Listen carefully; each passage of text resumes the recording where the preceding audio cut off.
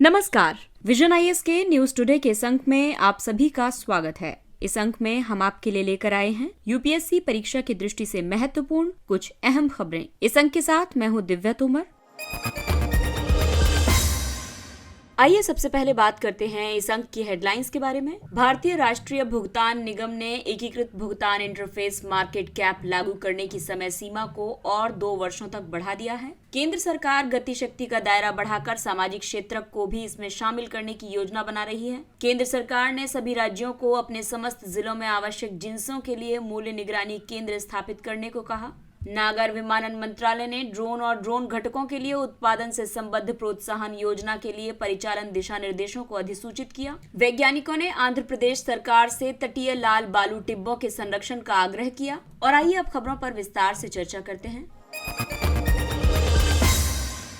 भारतीय राष्ट्रीय भुगतान निगम ने एकीकृत भुगतान इंटरफेस यानी यूपीआई मार्केट कैप लागू करने की समय सीमा को 2 वर्षों तक और बढ़ा दिया है। यूपीआई मार्केट कैप को अब 31 दिसंबर 2024 तक लागू किया जा सकता है।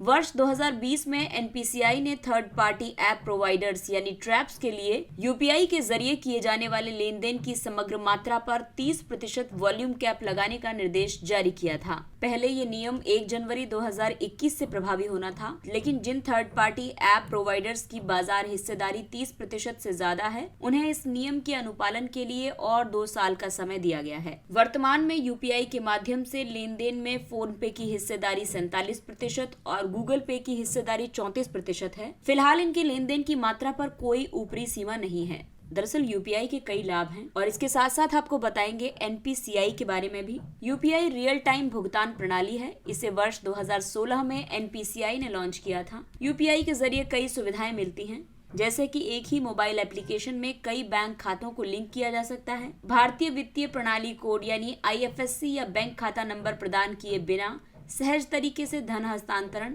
या व्यापारियों को भुगतान किया जा सकता है। इसके अलावा यूपीआई पे रिक्वेस्ट और कलेक्ट रिक्वेस्ट की सुविधा प्रदान करता है। एनपीसीआई को भुगतान और निपटान प्रणाली अधिनियम 2007 के तहत स्थापित किया गया है। ये आरबीआई और भारतीय बैंक संघ की एक पहल है। ये भारत में खुदरा भुगतान और सेटलमेंट सिस्टम के संचालन के लिए एक अम्ब्रेला संगठन है। यूपीआई का प्रोसेस भी बहुत सिंपल है। प्ले स्टोर से यूपीआई ऐप डाउनलोड करें, फोन में इंस्टॉल करें, ऐप लॉगिन बनाएं, यूपीआई के जरिए लेन देन शुरू करें, एम पिन बनाएं, बैंक एड्रेस जोड़ें और वर्चुअल एड्रेस बनाएं। इससे धन को रियल टाइम में सेटलमेंट किया जाता है। बैंक खाता याद रखने या साझा करने की जरूरत नहीं पड़ती। इसके अलावा वर्चुअल आईडी के जरिए धन भेज सकते हैं। साथ ही एक ही ऐप में कई बैंक खाते जोड़ सकते हैं। केंद्र सरकार गतिशक्ति का दायरा बढ़ाकर सामाजिक क्षेत्र को भी इसमें शामिल करने की योजना बना रही है। गतिशक्ति का दायरा बढ़ाने के लिए उद्योग संवर्धन और आंतरिक व्यापार विभाग ने सामाजिक क्षेत्र से संबंधित 5 विभागों के साथ चर्चा शुरू कर दी है। और ये 5 विभाग हैं: स्वास्थ्य विभाग, शिक्षा विभाग, ग्रामीण विकास और पंचायती राज विभाग, शहरी विकास विभाग तथा महिला एवं बाल विकास विभाग। गतिशक्ति इन सभी विभागों के कामकाज में कई तरीके से सुधार लाएगी। ये परियोजना की योजना बनाकर और इनकी निगरानी में सुधार लाकर, इसके अलावा वर्ष 2020 से 25 की अवधि में शिक्षा पर लगभग $28 बिलियन और स्वास्थ्य पर लगभग $20 बिलियन खर्च करने की योजना बनाई गई है। संबंधित विभाग नई अवसंरचना परियोजनाओं से जुड़े भौगोलिक सूचना प्रणाली डेटा को अपलोड कर सकते हैं। इसके अलावा गतिशक्ति से किसी परियोजना की प्रासंगिकता और उसके नेटवर्क प्रभाव का बेहतर आकलन करने में भी मदद मिलेगी। और आइए अब आपको बताते हैं गतिशक्ति राष्ट्रीय मास्टर प्लान के बारे में। गतिशक्ति राष्ट्रीय मास्टर प्लान का उद्देश्य एकीकृत अवसंरचना विकास के माध्यम से लॉजिस्टिक्स लागत को कम करना है। ये सभी संबंधित विभागों को एक ही मंच से जोड़कर परियोजनाओं को अधिक गति और शक्ति प्रदान करेगी। ये प्रमुख अवसंरचना परियोजनाओं में हितधारकों के लिए अलग अलग विभागीय कार्य योजनाओं को समेकित करेगी और समग्र योजना को संस्थागत स्वरूप प्रदान करेगी। 500 करोड़ रुपए से अधिक के निवेश वाली सभी लॉजिस्टिक्स और कनेक्टिविटी अवसंरचना परियोजनाओं को नेटवर्क प्लानिंग ग्रुप से गुजरना होता है। एनपीजी का गठन पीएम गति शक्ति पहल के तहत किया गया है। इसके 6 स्तंभ हैं: व्यापकता, प्राथमिकता, अनुकूलन, समकालिकता, विश्लेषण और गतिशील। नागर विमानन मंत्रालय ने ड्रोन और ड्रोन घटकों के लिए उत्पादन से संबद्ध प्रोत्साहन योजना के लिए परिचालन दिशा निर्देशों को अधिसूचित किया। इस योजना का कार्यान्वयन नागर विमानन मंत्रालय करेगा। इस योजना को वर्ष 2022-23 से 2024-25 की अवधि के दौरान क्रियान्वित किया जाएगा। इसके अंतर्गत कुल खर्च राशि 120 करोड़ रुपए है। योजना के तहत ड्रोन और ड्रोन घटकों के विनिर्माताओं को मूल्य संवर्धन का 20% आर्थिक प्रोत्साहन के रूप में प्रदान किया जाएगा। इसमें एयरफ्रेम, प्रोपल्शन सिस्टम जैसे अलग अलग प्रकार के ड्रोन घटकों को शामिल किया गया है। प्रत्येक विनिर्माता को अधिकतम 30 करोड़ रुपए तक का PLI प्रदान किया जा सकता है। ये कुल वित्तीय परिव्यय का 25% है। इसके लिए केवल भारत में ड्रोन और ड्रोन घटकों का विनिर्माण करने वाली कंपनियां ही पात्र होंगी। ऐसे सूक्ष्म, लघु और मध्यम उद्यम और स्टार्टअप्स जिनका वार्षिक बिक्री टर्नओवर सांकेतिक स्तर पर ड्रोन के लिए 2 करोड़ रुपए और ड्रोन घटकों के लिए 50 लाख रुपए हो, या फिर ऐसी गैर MSME कंपनियां जिनका वार्षिक बिक्री टर्नओवर ड्रोन के लिए 4 करोड़ रुपए और ड्रोन घटकों के लिए 1 करोड़ रुपए हो। इन दिशा निर्देशों का लाभ ये होगा कि ड्रोन कई अन्य क्षेत्रों जैसे कि कृषि, खनन, निगरानी, आपातकालीन प्रतिक्रिया, रक्षा, भूस्थानिक मानचित्रण आदि पर सकारात्मक प्रभाव डालता है। इसके अलावा भारत को वर्ष 2030 तक ग्लोबल ड्रोन हब के रूप में उभरने में मदद मिलेगी। साथ ही 10,000 रुपए से अधिक प्रत्यक्ष रोजगार पैदा होंगे और लगभग 5,000 करोड़ रुपए के निवेश आकर्षित होंगे और लगभग 1,500 करोड़ रुपए तक की उत्पादन वृद्धि प्राप्त की जा सकेगी। अगली खबर पर्यावरण संरक्षण से संबंधित है। वैज्ञानिकों ने आंध्र प्रदेश सरकार से तटीय लाल बालू टिब्बों के संरक्षण का आग्रह किया है। इन तटीय लाल बालू टिब्बों को स्थानीय भाषा में एर्रा मट्टी डिब्बालू कहा जाता है। इन्हें रेड सैंड हिल्स भी कहा जाता है। ये विशाखापट्टनम शहर के सीमांत क्षेत्रों में स्थित हैं। इनके टॉप पर हल्के पीले रंग के बालू के टिब्बे हैं और उनके नीचे ईंट जैसे लाल रंग की लाल रेत की परत है। इस परत के नीचे लाल भूरे रंग की कंक्रीट की तरह मजबूत रेत की परत है और सबसे नीचे पीली रेत की संरचना है। ये टिब्बे नाजुक प्रकृति के हैं और इनके समक्ष प्राकृतिक क्षरण का खतरा मौजूद है। वर्ष 2014 में भारतीय भूवैज्ञानिक सर्वेक्षण ने इन्हें भूवैज्ञानिक विरासत स्थल का दर्जा दिया था। भूवैज्ञानिक विरासत स्थलों को राष्ट्रीय भूवैज्ञानिक स्मारक भी कहा जाता है। ये वैज्ञानिक, सांस्कृतिक और शैक्षिक महत्व के भूवैज्ञानिक क्षेत्र हैं। एर्रा मट्टी डिब्बालू का महत्व इसलिए भी है क्योंकि इससे जलवायु परिवर्तन के प्रभाव का अध्ययन करने में मदद मिलती है, क्योंकि ये टिब्बे उष्ण और हिम दोनों युगों में अस्तित्व में रहे हैं।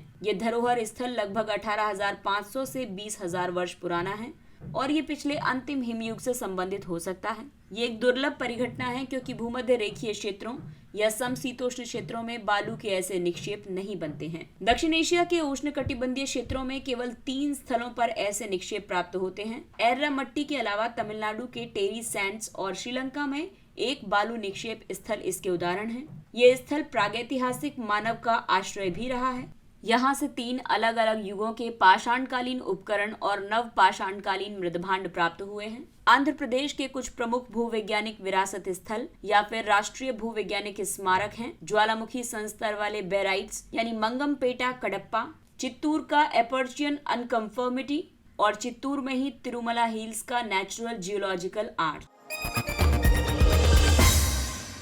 संयुक्त राष्ट्र मानव विकास कार्यक्रम ने turning the tide on internal displacement a development approach to solution शीर्षक से एक रिपोर्ट जारी की। इस रिपोर्ट के मुताबिक वर्ष 2021 के अंत तक 59 मिलियन से ज्यादा लोग अपने गृह देशों में विस्थापित के रूप में रह रहे हैं। वैश्विक स्तर पर यह आंतरिक विस्थापन पर अब तक का सबसे बड़ा आंकड़ा है। साथ ही 10 साल पहले दर्ज की गई संख्या के दोगुने से भी ज्यादा है। आंतरिक विस्थापन के कई कारण हैं, जैसे संघर्ष, हिंसा, आपदाएं और जलवायु परिवर्तन। विश्व बैंक का ये मानना है कि ये ठोस कार्रवाई नहीं की गई तो वर्ष 2050 तक जलवायु परिवर्तन के कारण 216 मिलियन से ज्यादा लोग अपने ही देशों में विस्थापन के लिए मजबूर होंगे। आंतरिक विस्थापन की वजह से प्रतिवर्ष 21 बिलियन अमेरिकी डॉलर से अधिक की तत्काल वैश्विक लागत आ सकती है और हानि हो सकती है। प्रवास करने वाली और आश्रय प्रदान करने वाले क्षेत्रों की महिलाओं की तुलना में विस्थापित महिलाओं को आजीविका कार्य मिलने की बहुत कम संभावना होती है।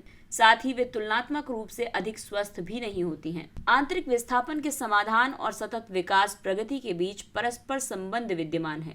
हालांकि इस रिपोर्ट में कई सुझाव भी दिए गए हैं, जैसे कि आंतरिक विस्थापन के लिए राष्ट्रीय स्तर पर निर्धारित और स्थानीय नेतृत्व वाले समाधानों को बढ़ावा दिया जाना चाहिए। इसके अलावा विकास से जुड़े समाधानों में निवेश को प्राथमिकता दी जानी चाहिए। विकास से जुड़े समाधानों के लिए 5 प्रमुख हस्तक्षेप हैं। शासी संस्थानों को मजबूत करना, रोजगार और सेवाओं तक पहुंच के माध्यम से सामाजिक आर्थिक एकीकरण को बढ़ावा देने के लिए लैंगिक समानता वाले उपाय करना, सुरक्षा की भावना पैदा करना, नागरिक और राजनीतिक भागीदारी बढ़ाना, सेवाओं का बिना किसी भेदभाव के वितरण सुनिश्चित करके सामाजिक सामंजस्य स्थापित करना। आपको बता दें कि आंतरिक रूप से विस्थापित लोग वो हैं जो अंतर्राष्ट्रीय सीमाओं को पार करने वाले जबरन विस्थापित लोगों के विपरीत आंतरिक रूप से विस्थापित लोग अपने ही देश के नागरिक या फिर निवासी होते हैं। केंद्र सरकार ने सभी राज्यों को अपने समस्त जिलों में आवश्यक जिन्सों के लिए मूल्य निगरानी केंद्र स्थापित करने को कहा। केंद्र सरकार का लक्ष्य मार्च 2023 तक 750 मूल्य निगरानी केंद्र स्थापित करना है। इसके लिए केंद्र सरकार वित्तीय सहायता प्रदान करेगी।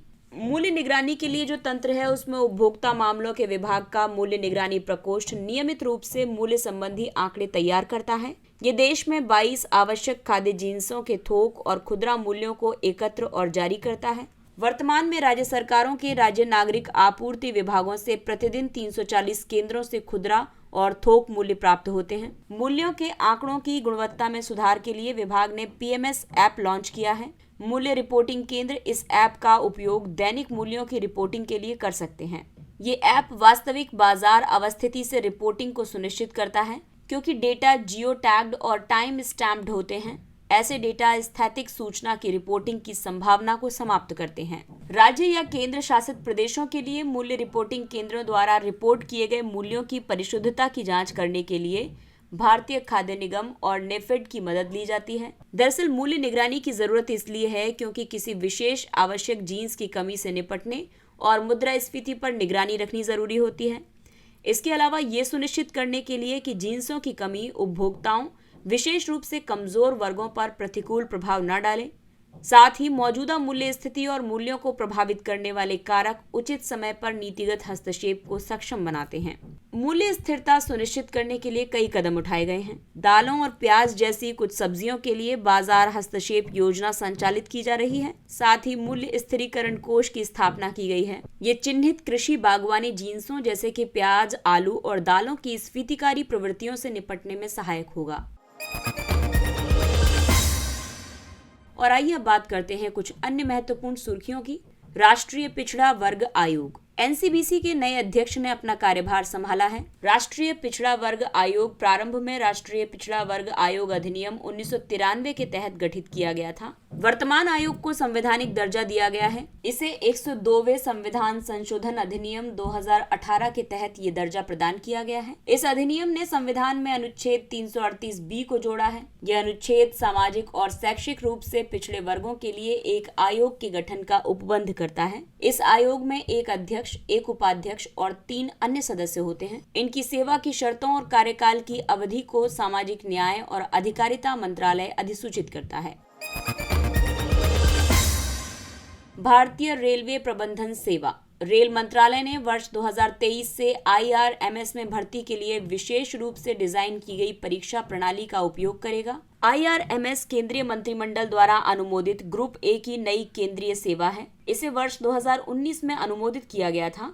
ये सेवा रेलवे क्षेत्र में संरचनात्मक सुधार के लिए 8 रेल सेवाओं को एकीकृत करके सृजित की गई है। प्रकाश टंडन समिति 1994, राकेश मोहन समिति 2001, सैम पित्रोदा समिति 2012 और विवेक देबरॉय समिति 2015 सहित अलग अलग समितियों ने इसकी सिफारिश की थी। भारतीय रेलवे प्रबंधन सेवा से विभागीय नियमों के अत्यधिक अनुपालन की आवश्यकता का अंत होगा और ये सेवा सुचारू कार्य के लिए कार्यात्मक आधार पर व्यवस्थित संरचना प्रदान करेगी। साथ ही संगठन के लिए एक सुसंगत दृष्टिकोण का निर्माण करेगी और तर्कसंगत तथा त्वरित निर्णय लेने को बढ़ावा देगी। रबड़ बोर्ड ने रबड़ उत्पादक समितियों की गतिविधियों में गतिशील परिवर्तन लाने के लिए एक अभियान शुरू किया है। रबड़ बोर्ड रबड़ अधिनियम 1947 के तहत गठित एक सांविधिक संगठन है। ये देश में रबड़ उद्योग के विकास के लिए जिम्मेदार है। ये वाणिज्य और उद्योग मंत्रालय के प्रशासनिक नियंत्रण के अधीन कार्य करता है। इसकी अध्यक्षता केंद्र सरकार द्वारा नियुक्त अध्यक्ष करता है। इसका मुख्यालय केरल के कोट्टायम में है। स्टार्टअप्स बौद्धिक संपदा संरक्षण की सुविधा के लिए योजना यानी SIPP योजना में संशोधन किया गया है। इस संशोधन के माध्यम से सुविधा शुल्क में कम से कम 100% की वृद्धि की गई है। स्टार्टअप्स द्वारा दायर पेटेंट आवेदनों में भी वृद्धि दर्ज की गई है। इनकी संख्या वर्ष 2016-17 में 179 थी, जो वर्ष 2021-22 में 1500 हो गई है। SIPP वर्ष 2016 में लॉन्च किया गया था। इसका उद्देश्य स्टार्टअप्स के बौद्धिक संपदा अधिकारों की सुरक्षा और संवर्धन करना और उनके बीच नवाचार तथा रचनात्मकता को प्रोत्साहित करना है। इस योजना को CGPDTM यानी पेटेंट डिजाइन और ट्रेडमार्क महानियंत्रक कार्यान्वित करता है। ये योजना पेटेंट डिजाइन और ट्रेडमार्क के लिए स्टार्टअप्स को अपने आवेदन को दाखिल करने और प्रोसेसिंग करने के लिए सुविधा प्रदाता उपलब्ध करवाती है। सुविधा प्रदाताओं के पेशेवर शुल्क की प्रतिपूर्ति CGPDTM करता है। अगला है इक्वेलियस अंतरिक्ष यान। जापान की अंतरिक्ष एजेंसी JAXA ने इक्वेलियस अंतरिक्ष यान को चंद्रमा की ओर प्रक्षेपित करने के लिए भाप का सफलतापूर्वक उपयोग किया है। ये जल प्रणोदन प्रणाली का उपयोग करके निम्न भूकक्षा से बाहर विश्व का पहला सफल ऑर्बिट कंट्रोल है। इक्वेलियस एक डीप स्पेस 6U अंतरिक्ष यान है। इसे नासा के ओरियन अंतरिक्ष यान से प्रक्षेपित किया गया था। इसका उद्देश्य पृथ्वी चंद्रमा लैंग्रेज बिंदु 2 तक पहुंचकर निम्न ऊर्जा प्रक्षेप वक्र नियंत्रण प्रौद्योगिकियों को प्रदर्शित करना है। लैंग्रेज बिंदु अंतरिक्ष में ऐसी स्थितियां हैं जहां पृथ्वी से भेजे गए ऑब्जेक्ट्स स्थिर रहते हैं। ऐसा 2 बड़े खगोलीय पिंडों के समान गुरुत्वाकर्षण खिंचाव की वजह से होता है। नेटोवेनेटर पॉलीडोंटस। पृथ्वी पर लगभग 72 मिलियन वर्ष पहले नेटोवेनेटर पॉलीडोंटस नामक डायनासोर की एक प्रजाति पाई जाती है। ये प्रजाति क्रोटेशियस युग के दौरान पृथ्वी पर रहती है। ये युग 145.5 मिलियन वर्ष पूर्व से 65.5 मिलियन वर्ष पूर्व के बीच की अवधि है। ये हंस जैसी लंबी गर्दन वाले डायनासोर थे। ये एक सुडोल शरीर वाले गोताखोर पक्षी के समान थे। नेटोवेनेटर पॉलीडोंटस के मुंह में 100 से ज्यादा छोटे दांत और एक लंबा चपटा स्नोट यानी थूथन था। अगला है विद्युत रहित ताप प्रणाली। भारतीय प्रौद्योगिकी संस्थान दिल्ली ने एक विद्युत रहित ताप प्रणाली तैयार की है। ये रासायनिक ऊर्जा पर कार्य करती है। ये सक्रिय तापीय तत्व के रूप में पर्यावरण के अनुकूल खनिजों और लवणों के मिश्रण का उपयोग करती है। ये मिश्रण पानी के संपर्क में आने पर ऊष्मा उत्पन्न करता है। इसे ऊष्माक्षेपी ऊर्जा कहते हैं। ये ऊष्माक्षेपी अभिक्रियाओं द्वारा मुक्त होती है। इस प्रणाली को सादा जल में कहीं भी कभी भी सक्रिय किया जा सकता है। ये बिना बिजली वाले स्थानों में रेडी टू ईट फूड, पेय पदार्थ आदि को गर्म करने में उपयोगी सिद्ध हो सकता है। आपको बता दें कि प्राकृतिक खनिज जो 100% बायोडिग्रेडेबल है और मिट्टी की उर्वरता में सुधार करने में मदद करता है। ऊष्माशोषी यानी एंडोथर्मिक बनाम ऊष्माक्षेपी अभिक्रिया। ये ऊर्जा रासायनिक अभिक्रियाओं में संरक्षित रहती है। अभिक्रिया से पहले और बाद में प्रणाली की कुल ऊर्जा समान रहती है। ऊष्माशोषी अभियान अपने परिवेश की तुलना में ठंडी होती है, वहीं ऊष्माक्षेपी अभिक्रिया अपने परिवेश की तुलना में ज्यादा गर्म होती है। और आइए अब बात करते हैं सुर्खियों में रहे व्यक्तित्व के बारे में। छो लुंग सुक्फा। असम दिवस के अवसर पर असम राज्य ने स्वर्ग देव छो लुंग सुक्फा को श्रद्धांजलि अर्पित की। उन्हें असम का वास्तुकार कहा जाता है। ये ग्रेटर असम के संस्थापक और ज्यादा से ज्यादा असमियों को एकजुट करने वाले सूत्रधार थे। सुक्फा ने 13वीं शताब्दी में असम में महान अहोम साम्राज्य की स्थापना की थी। इस साम्राज्य ने 6 शताब्दियों तक असम पर शासन किया था। अहोम साम्राज्य की राजधानी चराईदेव थी, जो कि वर्तमान शिव सागर शहर के पास थी। छोलुंग सुक्फा ने अलग अलग समुदायों और जनजातियों को एकजुट करने की दिशा में सफल प्रयास किए थे। उन्होंने अपनी मित्रता, एकता और सद्भाव की नीति के माध्यम से एक मजबूत और जीवंत असम की नींव रखी थी। सुक्फा के व्यक्तिगत मूल्यों में साहस, देशभक्ति और निस्वार्थता की भावना थी। डॉक्टर राजेंद्र प्रसाद भारत के पहले राष्ट्रपति थे, जो कि वर्ष 1950 से 1962 तक भारत के राष्ट्रपति पद पर आसीन रहे। डॉक्टर प्रसाद ने वर्ष 1946 से 49 तक भारतीय संविधान सभा की अध्यक्षता की थी और संविधान को आकार देने में मदद की थी। वो स्वतंत्रता के लिए असहयोग आंदोलन की शुरुआत में महात्मा गांधी के सहयोगी भी थे। इसके अलावा वो वर्ष 1934, 1939 और 1947 के अधिवेशनों में भारतीय राष्ट्रीय कांग्रेस के अध्यक्ष भी रहे थे। डॉक्टर राजेंद्र प्रसाद की साहित्यिक कृतियां हैं चंपारण में सत्याग्रह, इंडिया डिवाइडेड और सर्चलाइट। उन्होंने हिंदी साप्ताहिक देश की स्थापना और संपादन भी किया था। डॉक्टर राजेंद्र प्रसाद के मूल्य थे गांधीवादी आदर्श, स्वतंत्रता सेनानी जैसा समर्पण समर्पण और समाज सुधार की भावना। इसके साथ ही ये अंक समाप्त होता है। अगले अंक में फिर मुलाकात होगी कुछ अन्य महत्वपूर्ण खबरों के साथ। तब तक अपना ख्याल रखिए, सुरक्षित दूरी बनाए रखिए, मास्क पहनिए, हाथ और चेहरा साफ रखिए। और अगर ये कंटेंट और जानकारी आपको पसंद आ रही है तो और छात्रों के बीच में भी इसे शेयर कीजिए, सब्सक्राइब कीजिए और इसी अपील के साथ विजन IAS की पूरी टीम को दीजिए इजाजत। नमस्कार।